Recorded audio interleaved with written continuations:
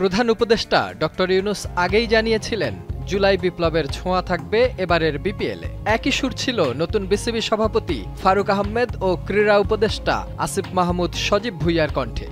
শক্তিতে রূপান্তরের জন্য পুরো বিপিএল জুড়েই বিভিন্ন বিষয়ে জুলাই বিপ্লবের থিম নিয়ে কাজ করা হবে। শুরুর আগে তাই প্রথম চমক হয়ে দেখা দিল বিপিএল এর মাস্কট ডানা ৩৬।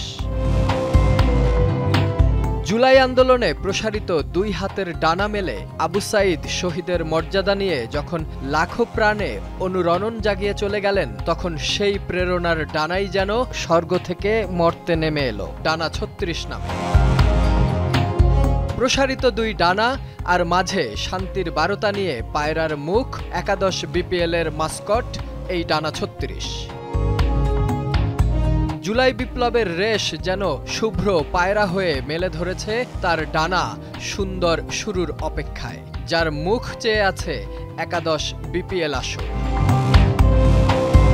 স্বাধীনতা, শান্তি, মুক্তি, তারুণ্য, প্রাণবন্ততা, উৎসব ও সীমাহীন সম্ভাবনাকে তুলে ধরতেই তৈরি হয়েছে মাস্কট ডানা ৩৬।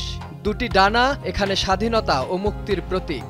দুই পাশে ১৮টি করে ৩৬টি রঙিন পালক, বিপ্লবের ৩৬ জুলাই।